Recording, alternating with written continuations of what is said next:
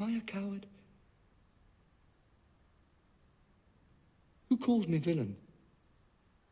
Breaks my pater cross, plucks off my beard and blows it in my face, tweaks me by the nose, gives me the lie of the throat as deep as to the lungs. Who does me this? Huh? Swoons, I should take it!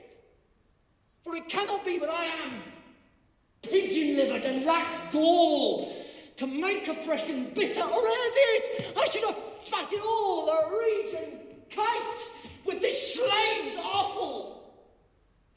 Bloody, bawdy villain, remorseless, treacherous, lecherous, kindless villain, oh, vengeance! Why, what an ass am I. This is most brave. That I, the son of a dear father, murdered.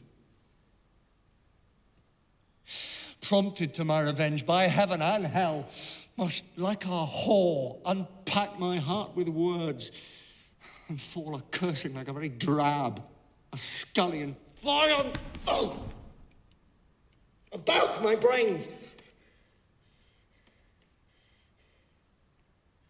I have heard that guilty creatures, sitting at a play, have, by the very cunning of the scene, been struck so to the soul that presently they have proclaimed their malefactions. For murder, though it hath no tongue, will speak with most miraculous organ. I'll have these players play something like the murder of my father before mine uncle. I'll observe his looks. I'll tent him to the quick if he but blench. I know my course.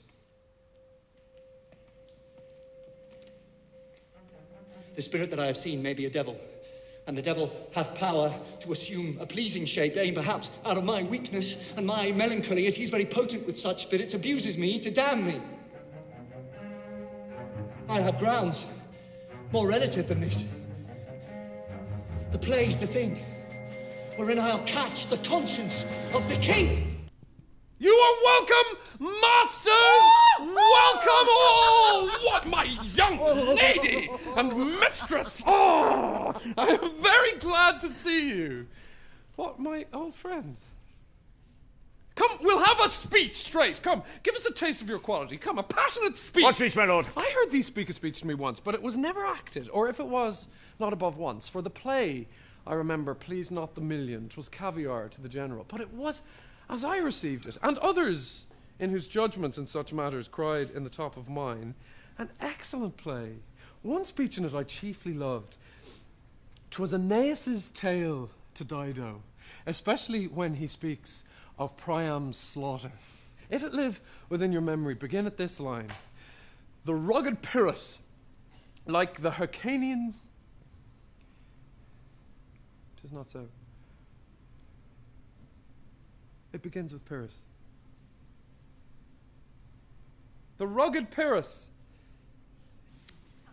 he whose sable arms, black as his purpose, did the night resemble when he lay couched in the ominous horse, hath now his fear and black complexion smeared with heraldry more dismal. Head to foot now is he total ghouls, horridly tricked with blood of fathers.